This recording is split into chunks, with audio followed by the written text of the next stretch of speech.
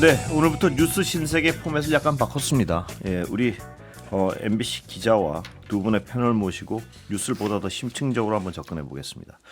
자, 청와대를 출입하고 있는 장윤선 취재 편의점 기자, 어서 오십시오. 네, 안녕하십니까.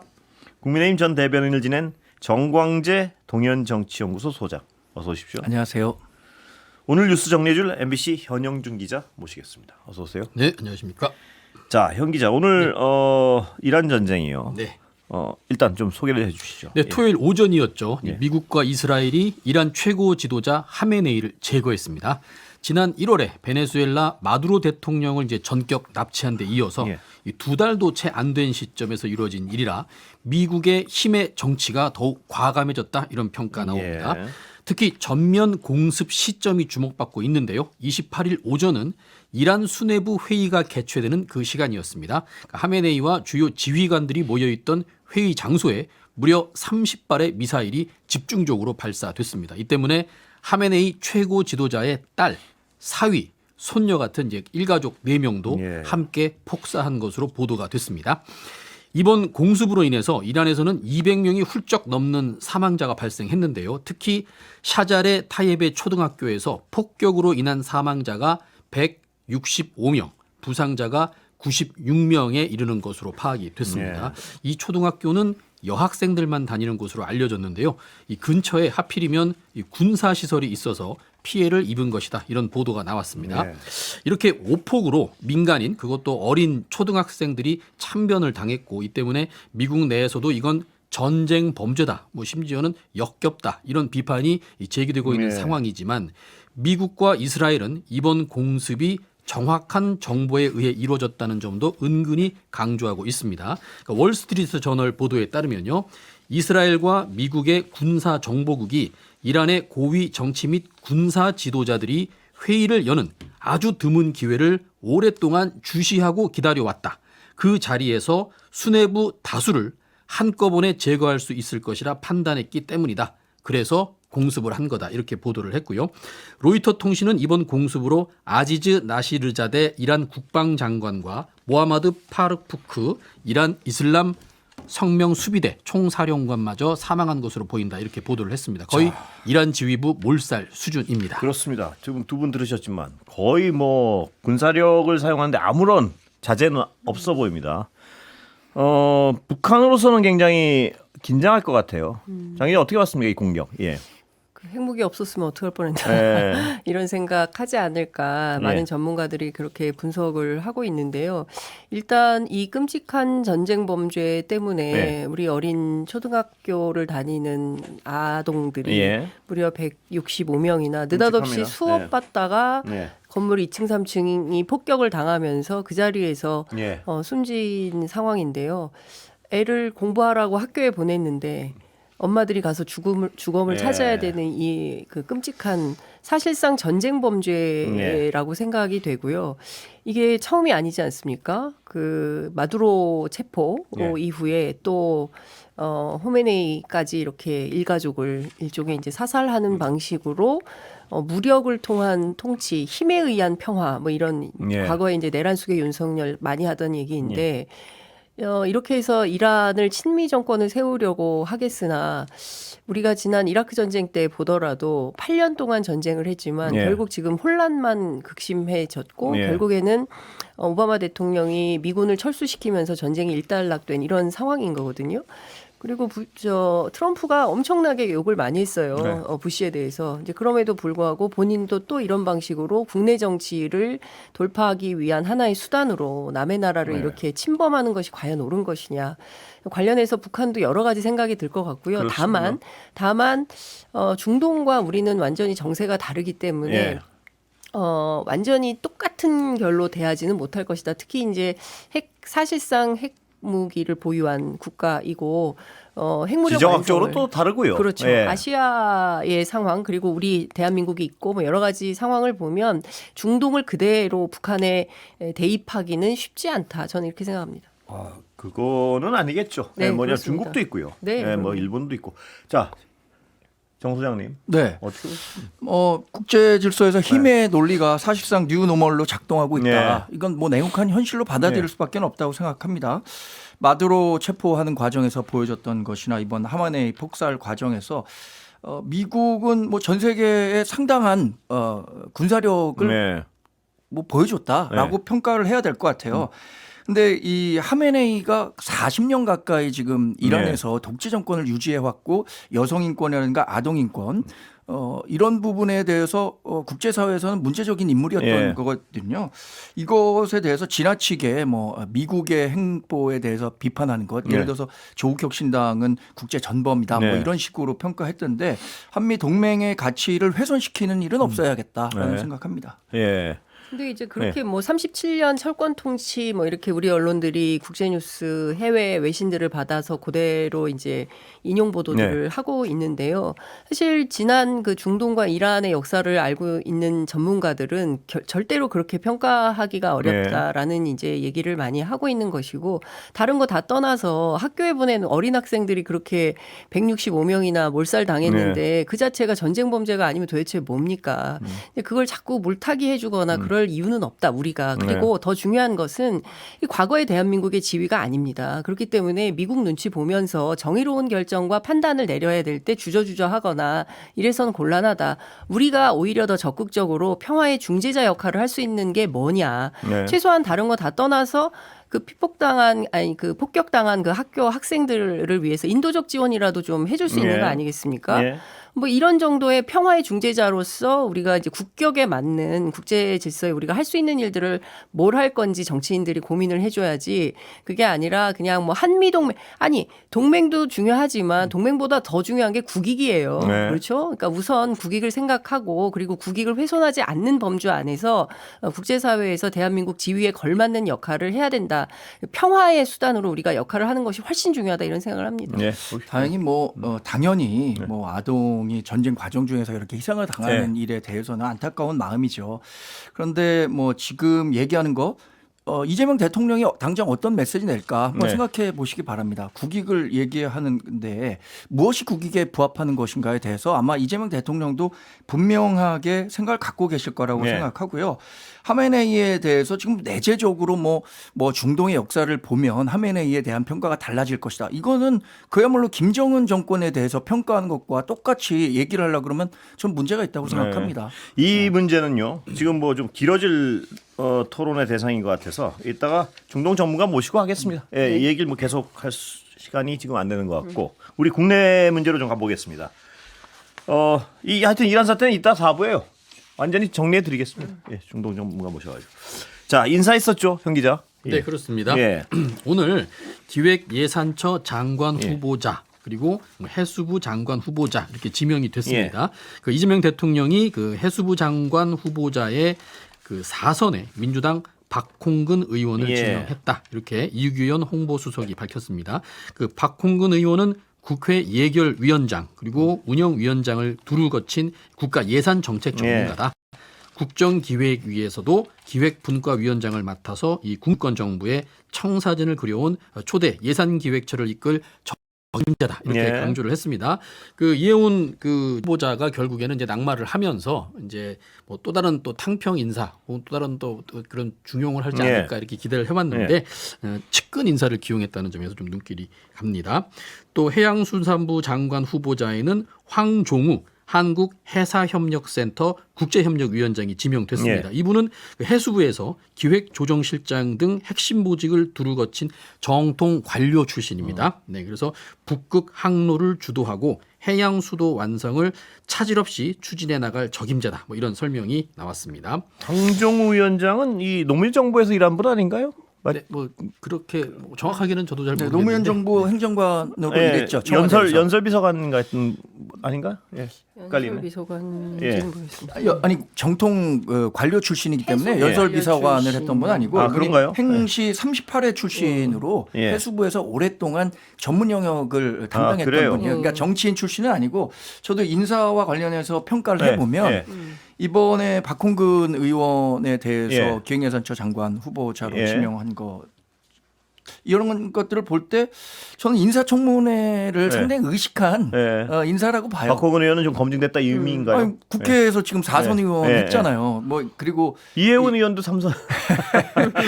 과거부터 그 네. 자기 진영에 있는 그 의원들을 네. 지명했었을 때 강선우 의원이 의원 출신으로 첫 낙마 사례거든요. 네. 네. 그리고 박홍근 의원 같은 경우는 4선 했었고 원내대표 하면서 이재명 대표 시절에 예. 호흡을 맞췄었기 때문에 저는 뭐 이재명 대통령으로서는 무난한 인사였다고 예. 보는데 근데 박홍근 의원은 원래 그 서울시장 선거가 나겠다고 준비를 예. 했던 분인데 미리 알았더라면 이거 좀 조율했었어야 되는 거 아닌가라는 생각이 들고 예.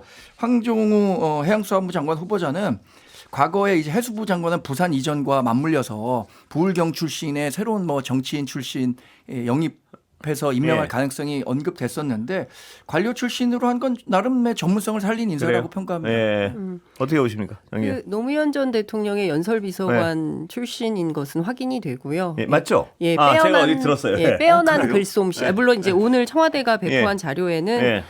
노무현 정부 연설비서관을 지냈다는 이력은 쓰진 않았습니다. 그래요? 그리고 예. 오늘 뭐 제가 기자들한테 어디 기억이 나서 제가 예. 예, 오늘 올해. 청와대에서 그 얘기는 예. 설명을 안 해줬는데요. 이제 눈 밝은 기자들이 취재해서 그래요? 앞다퉈 지금 보도를 하고 있습니다. 예. 글솜씨가 빼어난 예. 분이다. 이제 이런 얘기가 예. 나오고 있고요. 뭐 저도 청와대 출입 기자로서 취재를 예. 좀 해보니까 이 인선을 비교적 좀 오래 고민했다고요. 예. 해왔고 그리고 특히 그 예산처 장관 같은 경우에는 청문회 통과가 예. 굉장히 중요하기 때문에 검증된 인사를 예, 아유 정치인 해야겠다 예. 뭐 이런 생각이 오래전에 이제 굳어져 있었던 예. 판단이었다고 전해지고 있고요. 그리고 오늘은 다른 인사들보다는 오히려 뭐 뒷부분에 또 얘기를 하게 되겠지만 규제 합리화위원회 부위원장에 임명된 분에 대한 예. 논란이 훨씬 예. 더 큰 것 같고 예. 박홍근 후보자 같은 경우에는 사실 지금 서울시장 예. 그건 출마 어떻게 된 겁니까? 그러니까 제가 갑작스러운 어떤 그렇죠. 아까 예. 정 소장도 말씀하셨지만 갑작스럽게 통보 안 해주고 지명을 한 건가요? 지금 분위기는? 그건 아닌 것 같습니다. 그건 아니에요? 예, 예. 근데 본인이 왜 박홍근- 이름이 오를 때 가만히 있었죠? 뭐 그러니까 아직까지 지명을 안 했으니까. 제가 취재한 바에 따르면 박홍근 후보자는 일찌감치, 그러니까 공직 후보 검증하려면 시간이 상당히 걸리잖아요. 예. 최소한 2달 정도, 예. 한 달 이상은 걸리는 걸로 알고 있는데. 일찌감치 이제 연락은 받았는데 여기에서 갑자기 드랍을 하게 되면 어디 가는 거 아니야? 그래서? 이렇게 해서 오히려 주목을 받게 그렇겠네요. 될까봐 그냥 일단 뭐 물 흘러가는 대로 네. 그냥 내두었다. 이제 이런 얘기가 주변에서 뭐 전해지고 있고요. 아마 이제 그게 가장 적확한 소식인 것 같습니다. 지금으로서 제일 속이 아픈 분은 이혜원 전 후보자 같습니다. 속이 아프다기보다는 네. 뭐 사고가 많았죠. 아니 그런데 그냥 넘어가기에는 좀 어려운. 그렇죠. 예. 당연히 그러니까 이제 낭만했겠죠. 부실한 인사 검증이 사실은 네. 저는 좀 문제였다고 봅니다. 예. 예. 저는 뭐 사실 이혜원 네. 후보자가 스스로 화를 자초했다고 봐요. 예.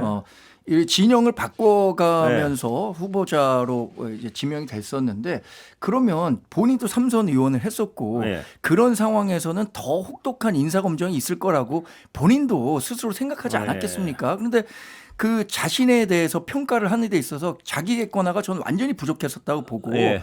결국에는 이혜원 후보자는 저는 뭐 사필 규정이었다고 보고 있거든요. 예. 그러니까 예. 결국 오도 가도 못한 상황이 그래서요. 되어버렸어요. 돌아갈 수 없고 그러니까 그 인사의 최대 피해자라고 할 뭐 수도 있겠죠. 예. 청와대는 별로 피해 본 건 없는 것 같고요. 결과적으로. 청와대는 뭐 예. 국민의 선택을 받아들일 수밖에 없는 것이고요. 어쨌든 통합 차원에서 그래서요. 이번에도 보수 쪽의 인사를 찾으려고 상당히 노력을 예. 했다는 거예요. 청와대 야, 설명을 이번에도 들어보면, 또, 예, 예. 그러니까 뭐 정치인이든 뭐 전문가든 그밖에 누구든 이 예산처 장관과 관련해서 가급적 통합적인 인사를 예. 찾으려고 애를 썼지만 보수 쪽에는 검증을 통과하기 좀 쉽은 인사가 많지는 않았던 것 같고 예. 빠르게 안착을 하려면 정치인 출신 그리고 박홍근 후보자가 뭐 두루 뭐 보면 그 운영위원장도 하고 네. 예결위원장도 하고 뭐 원내대표도 했기 때문에 다종다기한 경험을 통해서 예. 뭐 검증은 좀 쉬울 것 같다 이런 판단을 한 것 같습니다. 근데 지금 이제 현영주 기자 설명해 주시겠지만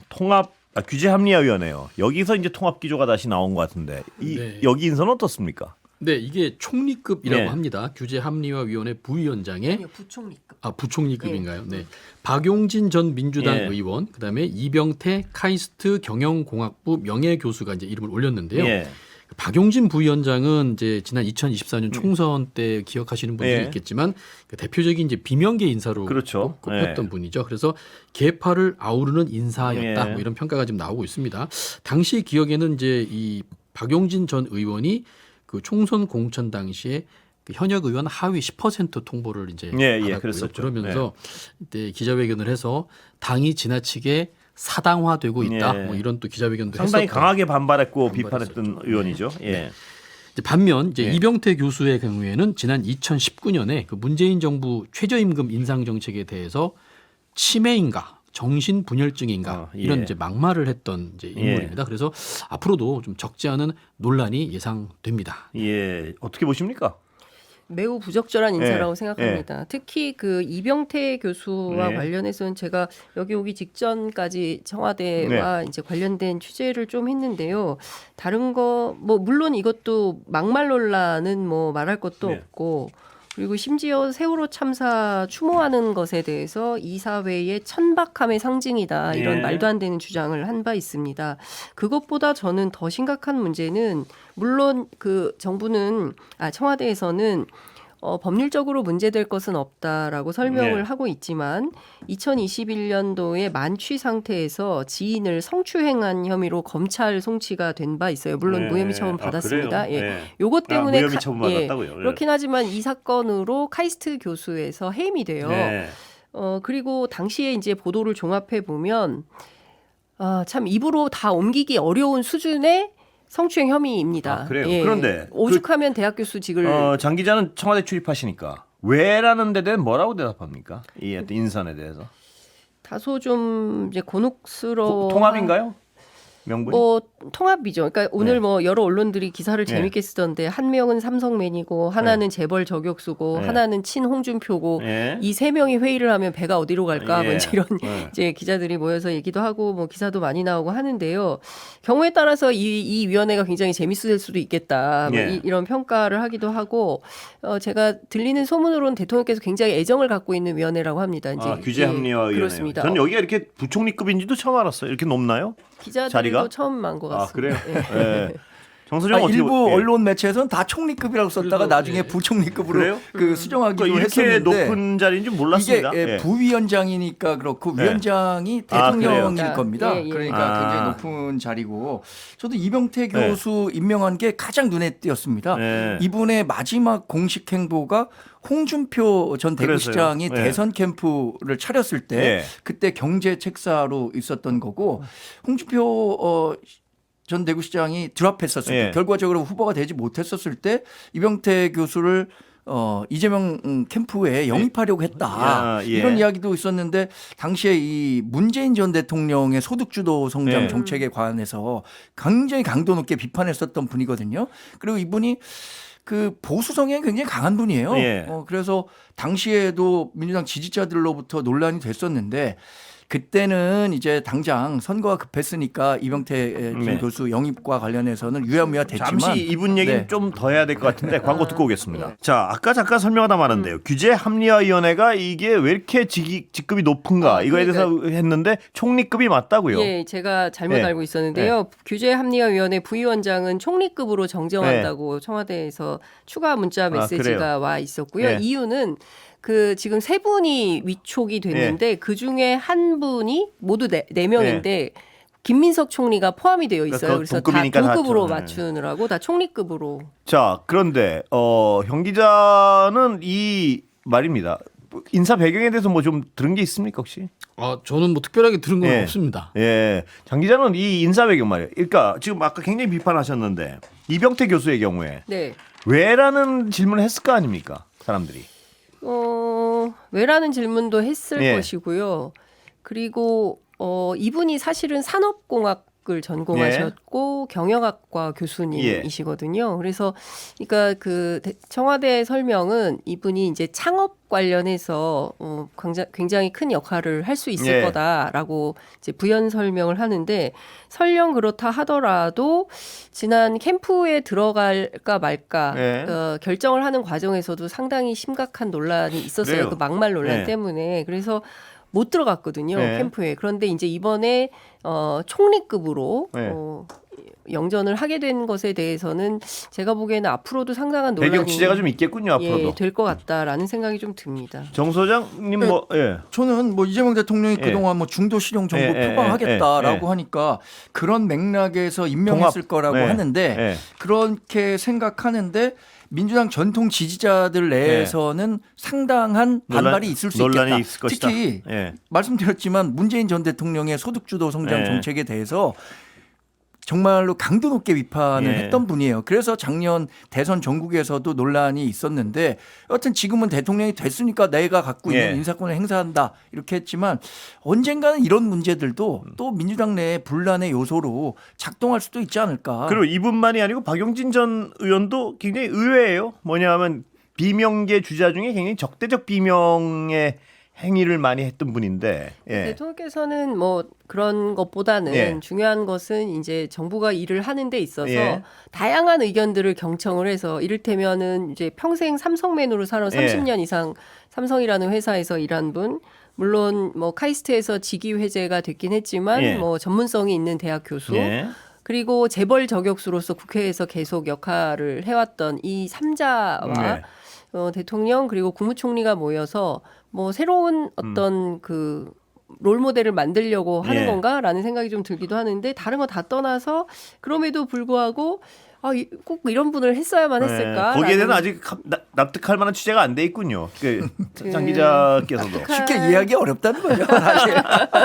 아니 물어보셨을까요? 얘기를 많이 하긴 하는데 우리 정광재 소장님 말씀대로 전 잘 이해는 안 됐어요. 저는 뉴 이재명 요새 뉴 이재명 한참 유행하지 않습니까? 뉴 이재명. 아니 근데 그 뉴 이재명이 이 뉴 이재명은 좀 다른 것 같다. 그러니까 아니 저는 뭐 이 통합 실용 이런 건 알겠는데 그렇죠. 왜라는 질문은 계속 나오면은 거기에 대한 청와대가 한번 대답을 할 것 같은데요. 뭐 왜라는 질문. 확실하지는 않은데 사실은 그 최근에 이제 여론조사 결과들 쭉 보고 있으면요, 대통령이 이제 잘한 점들은 뭐 여러 가지를 이제 꼽는데 그럼 제일 잘못한 게 뭐냐라고 했을 때 상위에 랭크되는 게 사회 통합. 분열 이런 것들이 제일 많이 이제 여야 협치 이런 것들이 제일 많이 지적이 나와요. 그래서 대통령 입장에서는 뭔가 좀 그런 이제 국민들이 자기한테 좀 바라는 게 이렇게 좀 협치를 통해서 좀 탕평을 통해서 좀 사회를 좀 통합해가는 그런 정책을 좀 보여주면 좋지 않을까 이렇게 좀 생각하는 것 같고요. 지금 이런 과정들을 보면은 앞으로도 이재명 대통령의 인사에서는 이건 하나의 축이 되지 않을까. 그렇게 다만. 딱 입맛에 맞는 사람 찾기가 그것도 있을 사실은 겁니다. 쉽지 않습니다. 저는 이해운 전 장관 후보자를 임명할 때 청와대에서 그 얘기를 했었단 말이에요. 경제 정책과 관련해서는 보수적으로 접근하는 사람들의 이야기도 좀 들을 필요가 있다. 뭐 재정 정책과 관련해서도. 그래서 이해운 후보자를 임명한다라고 했었는데 규제와 관련해서도 마찬가지입니다. 진보 정권 들어서면 항상 규제를 강화하는 쪽으로 나섰단 말이에요. 우리가 흔히 얘기하는 부동산 시장과 관련해서도 마찬가지 아닙니까? 근데 우리 규제 개혁이라는 것은 굉장히 중요한 일이라고 생각해요. 저는 우리 대한민국이 자유시장 경제로 계속 지속 가능한 성장하기 위해서는 정말 숨어있는 규제 하나하나를 찾아내서 그걸 없애야 한다고 생각하는데 이병태 교수는 앞서 말씀드린 것처럼 그 성향 자체가 굉장히 보수적인 성향이고 자유시장 경제 논리를 굉장히 그 설파했던 분이에요. 이분. 그래서 뭐 그런 뜻에서 전 좋게 해석한다면 그런데 이게 구색 맞추기식으로는 안 된다. 실질적으로 권한을 그러면 이명태 소장에게도 좀 줘갖고. 근데 이건 제가 좀 일부러 짓궂으려고 그런 게 아니고요. 정부 입장에서도 통합을 하거나 실용을 하거나 굉장히 훌륭한 보수 쪽 인사를 쓰고 싶었을 것 같아요. 당연히. 그렇죠. 그게 사람이 없는 건가요 혹시? 어떻게 보세요? 뭐 그러니까 찾다 뭐 여기까지 온 거다라는 좀 하자 없는 있고요. 정말 누가 봐도 저 사람 훌륭하지 하는 그런 분들이 그렇게 찾기가 어려운. 아니 굉장히 많은데 이재명 대통령 시대에 부역하지 않겠다 이런 거죠. 그걸 왜 그렇게 해석하시죠? 굉장히 많은 사람들이 있는데 오퍼가 오더라도 이해훈 후보자처럼 덥석 받는 사람이 있고 그렇지 않는 사람이 더 많죠. 아니 근데 그래요? 저는 지금 정광재 소장님의 그 워딩 가운데 부역이라는 단어는 좀 부적절해 보여요. 아니 그거는 이제 우리 논리 우리 진영의 얘기를 말씀드린 겁니다. 아니 근데 이게 어쨌든 뭐 보수든 진보든 대통령께서는 지금 통합 관점에서 실용주의로 인사를 쓰겠다.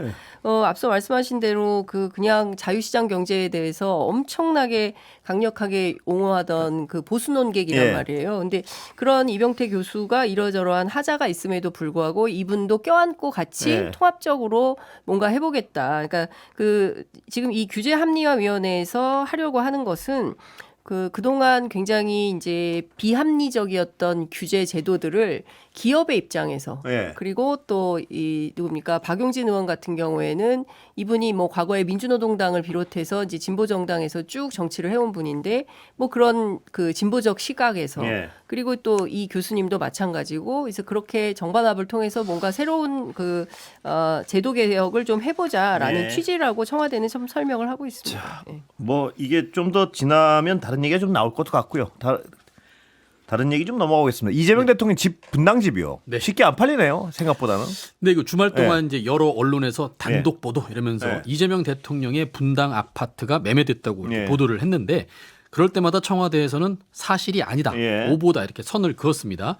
그런데 이제 저희 MBC 취재로도 인근 부동산에서 이제 해당 매물이 내려갔다. 예. 그러니까 이제 내려갔다고요? 공인중개사들만 보는 매매 사이트가 예. 있습니다. 거기에 보면 그 물건이 올라가 있는지 예. 아니면 사라졌는지는 예. 이제 금방 파악이 되거든요. 그래서 이제 매매가 됐다는 이제 내용들이 나오는 예. 건데 청와대에서는 이제 이걸 부인하고 있습니다. 그래서 제가 이걸 추측을 해보면 예. 그 부동산이 매매된다는 이제 단계가 뭐 가계약, 본계약, 또 뭐 실거래가 신고, 중도금이 낼 때가 있고요. 뭐 잔금, 소유권 이전 등기 뭐 이렇게 나뉘는데 아마 이 매물이 나오고 바로 본계약을 할 수는 없거든요. 계약서를 쓰는 그런 거는. 과정에 있을 것이다. 그렇습니다. 그래서 청와대 입장에서는 되돌릴 수 없는 단계까지 예. 매매가 진행이 돼야 이제 적당한 시점에서 언론 공지를 하겠다 이렇게 밝힌 것도 어쨌든 그런 지금 이유 뭐 같습니다. 이걸 뭐 팔리긴 팔릴 것 같은데요. 이 상황에서 장동혁 국민의힘 대표는 좀 민망한 상황인데 한 채 내놓은 것 같습니다. 맞죠? 네, 오피스텔? 그렇습니다. 지금 관심이 다 장동혁 네. 국민의힘 대표한테 네. 쏠리고 있는데요. 대통령이 집을 내놓으면 자기도 내놓겠다. 네. 그런데 지금 어떻게 얘기를 하고 있냐면 5채는 실거주라 매각할 수가 없고 예. 오피스텔 한 채를 내놨는데 예. 문의가 없다. 이러면서 좀 네. 약간 딴 얘기를 하고 있어요. 그래서 논란이 좀 되고 있는 상황입니다. 정 소장 어떻게 보십니까? 이게 좀 민망한 상황 아닌가요? 장동혁 대표로서는 좀 곤궁한 상황이 됐다고 네. 생각합니다. 네. 저는 그래서 정말 충언을 드리자면 네. 그 경남에 있는 장모님이 보유하고 있는 집, 네. 그 집은 5분의 1을 갖고 있는 네. 거거든요. 그리고 안산에 있는 장인어른이 상속했다는 집도 집은 10분의 1을 예. 갖고 있어요. 예. 모르겠습니다. 가족 관계 간의 관계가 어떤지 모르겠습니다만 이런 것들은 좀 정리를 하면 좋지 않을까라는 그래서요. 생각이 들어요. 왜냐하면 네. 이제 그 세대가 변화하잖아요. 부모 세대로부터 자녀 세대로 상속되는 집이 굉장히 많습니다. 아마 여기 계신 분들도 마찬가지일 네. 거예요. 부모님 돌아가신 이후에 네. 형제별로 지분별 이제 상속하는 경우가 굉장히 많아지게 예. 됩니다. 근데 지분 다만 10%만 갖고 있어도 이게 1주택, 네. 다주택자가 되는 것에 대한 제도적인 전 변경은 필요하다고 생각하는데 어쨌든 이 부분과 관련해서는 조금 정리를 하는 게 네. 메신저로서의 그 신뢰 뭐 아니, 이런 그러니까 그 파워는 키울 다 수 떠나서 있겠죠. 제가 궁금한 건 공당의 대표 아닙니까? 그리고 뭐 대통령 집 팔면 판다 그랬으면 이게 또 그리 가지고 있을 지금 말씀하셨지만요. 그렇게 이걸 가지고 뭘 할 이유도 없을 것 같은데 왜 하는 생각이 든단 말이에요.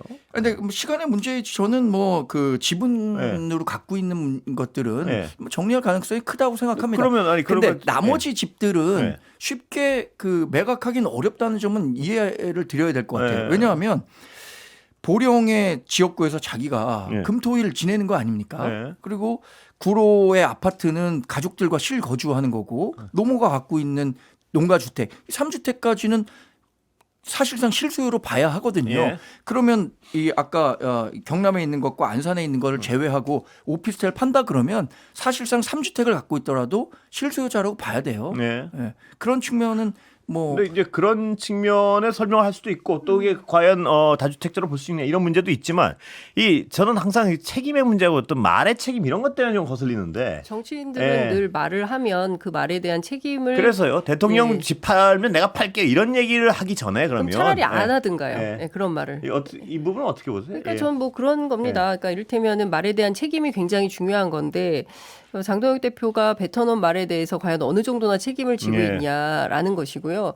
저는 뭐 그냥 안 팔고 버텨도 된다. 그리고 네. 정부 기조가 뭐 꼭 다 팔아라. 이거는 아닌 거잖아요. 그렇습니다. 예. 뭐 감당할 수 있으면 네. 얼마든지 감당을 해라. 네. 다만 감당하는 것보다 지금 파는 게 훨씬 더 싸게 먹힐 거다. 예. 그것을 여러분들께 알려드리는데 그럼에도 불구하고 안 팔겠다라고 버티면 이후에 벌어지는 책임은 당신이 지는 거다. 저는 이 기조기 때문에 이후에 벌어지는 사태에 대해서는 장동혁 대표가 그냥 책임지면 되는 지금 거다 이런 생각입니다. 장 기자 설명하셨지만 지금 정부 기존 분명하죠. 그러니까 팔라 말라가 아니라 네.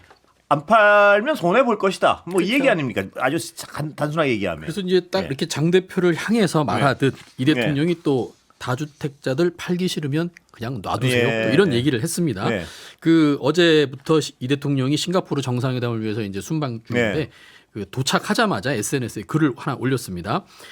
다주택이나 비거주라는 이유로 정치인들에게 팔아라 사지 말라 강요할 필요 없다. 네. 이런 얘기를 했고요. 고위공직자니 먼저 팔라고 도덕적 의무를 얘기할 필요도 예. 없다. 이렇게 딱 잘라서 예. 말했습니다. 그러니까 장 대표한테 냅둬라. 네. 이렇게 좀 메시지를 전달한 게 아닌가 이렇게도 얘기하는 언론들도 있고요. 예. 그러면서 뭔 얘기를 했냐면 자본주의 사회에서 돈이 되니까 집도 사 모으는 거지 돈이 안 된다면 집을 사 모으라고 고사를 지르고 네. 빌어도 살 네. 리가 없다. 네. 그러니까 돈이 되니까 살지도 않을 집을 이렇게 사 모으는 거 네. 아니겠냐 이렇게 지적을 하셨습니다. 그러면서 집을 사 모으거나 팔지 않는 장동혁 대표 같은 사람이 문제가 아니라 네. 사는 것이 이익이 되도록 정부가 세금이나 금융이나 규제를 만들었기 때문이다. 네. 결국 이 투기는 투기한 사람이 아니라 투기가 가능하도록 제도를 만든 이 정치, 예. 정부가 문제라는 점을 강조를 한 겁니다.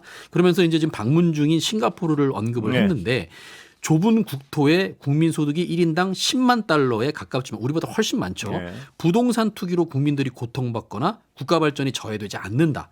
정부의 의지만 싱가포르처럼 정부의 의지만 있으면 얼마든지 가능하다는 것을 보여준다. 네. 이렇게 또 평가를 했습니다. 메시지는 심플하죠? 분명하고 어떻게 보십니까? 또. 싱가포르와 네. 같은 도시 국가와 네. 우리 지금 5,200만 네. 명이 살고 있는 대한민국 국가의 상황은 전 뭐 완전히 등치시켜서 설명할 수 어렵다고 생각하지만 대통령이 얘기하는 것처럼 다주택자들에 대해서 뭐 그에 걸맞는 책임을 진다라고 하면 다주택자들에 대해서 이야기할 필요 없는 거잖아요. 그렇죠. 네. 저는 장동혁 대표에 대해서 뭐 이렇게 문제가 불거진 것도 그러면 장동혁 대표와 같은 사람이 지금에 있는 다주택을 시장에 내놓는다고 해서 네. 궁극적으로 부동산 시장이 안정될 수 있느냐? 네. 그건 아니라고 네. 보거든요.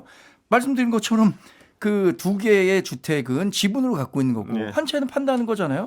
그래서 이 부분과 관련해서 대통령이 지금과 같은 정책 기조를 통해서 부동산 시장을 안정시킬 수 있다라고 하면 거기에 맞는 책임을 지면 되는 거고 우리 당이 얘기하는 것은 그것만으로는 불충분하니 네. 추가적인 공급 대책 민간 부분에서 특히 수요가 많은 부분 이런 쪽에는 규제를 충분히 풀어달라라는 얘기를 하고 있는 거죠.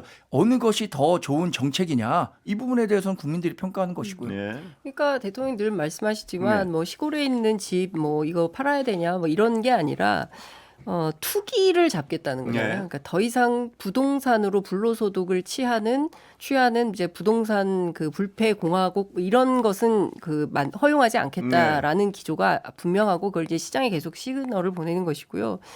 그 싱가포르이 작은 도시 국가이긴 하지만 공공임대의 모델인 나라예요. 그래서 부동산 정책과 관련해서는 싱가포르 모델을 우리도 차용해야 된다라는 얘기가 사실 30년 전부터 네. 시민사회를 중심으로 제기가 됐었습니다. 그런데 우리는 워낙 투기가 일상화되어 있는 나라고 강남 불패 신화를 계속 써오지 않았습니까?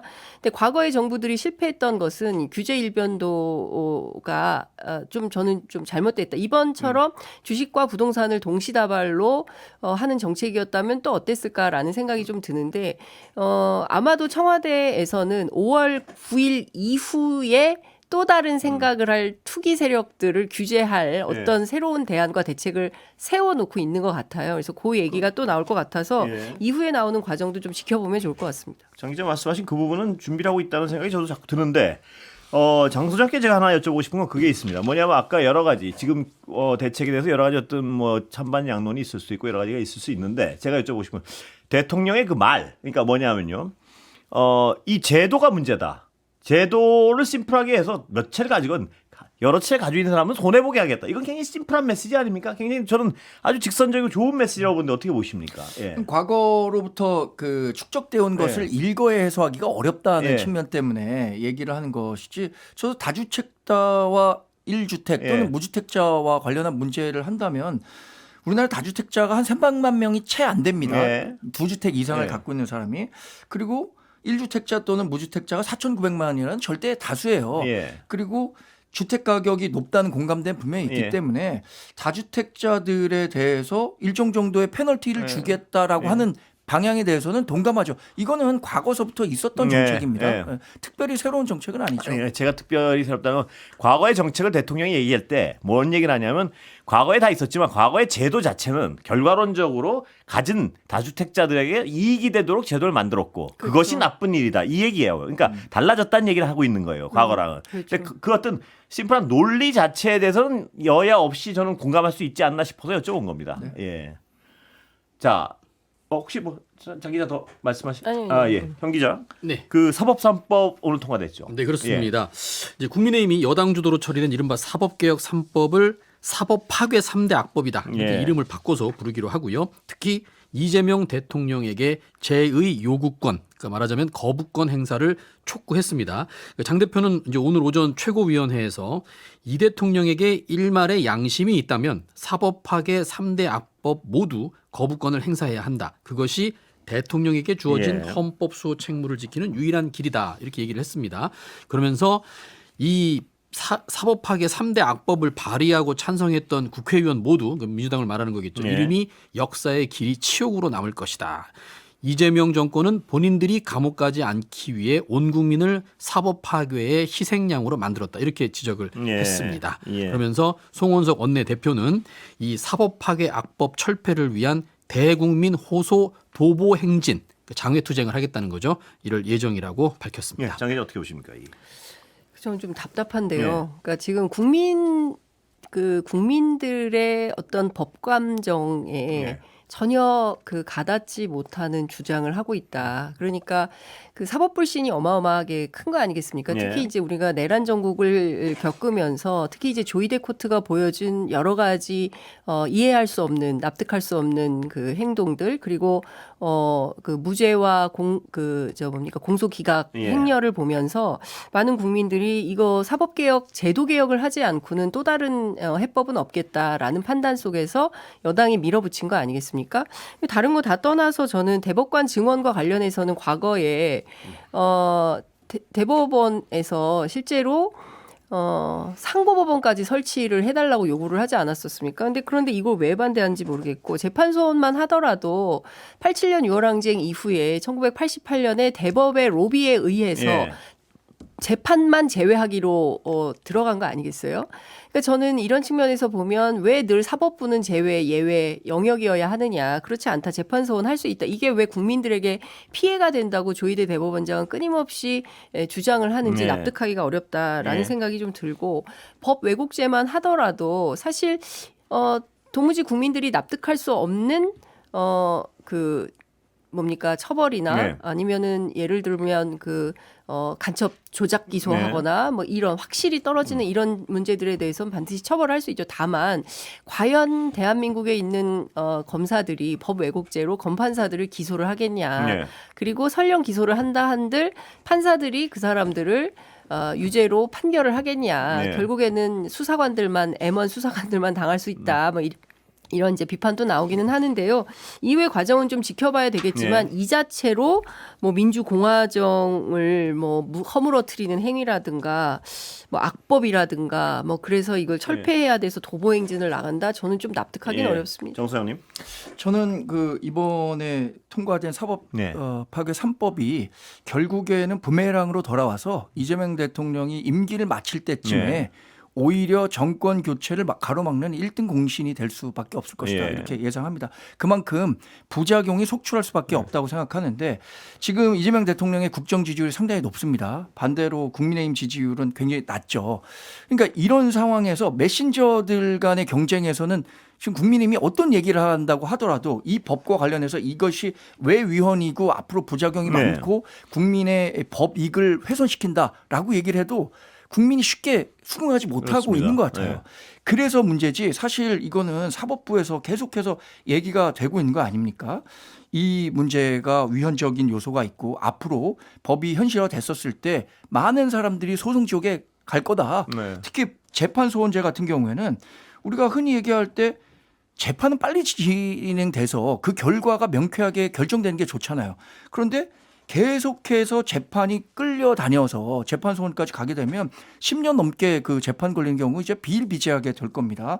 법 왜곡죄 같은 경우에도 판검사 또는 뭐 일선 수사자들을 대상으로도 법 왜곡죄가 적용이 될 텐데 본인에게 불리한 수사 또는 기소가 이루어졌다라고 한다면 당장 법 왜곡죄 찾아서 변호사들만 좋은 일 시키는 거 아니겠어요? 저는 이것들이 결국에는 뭐 3, 4년 지나서 이런 부작용들이 누적됐었을 때 과거에는 뭐 좌파 정부들이 정권 교체가 부동산 집값 못 잡아서 됐다 이렇게 얘기를 하지만 이런 법 이익이 훼손된 것들이 굉장히 그 국민들로부터 평가받을 것이다라고 생각합니다.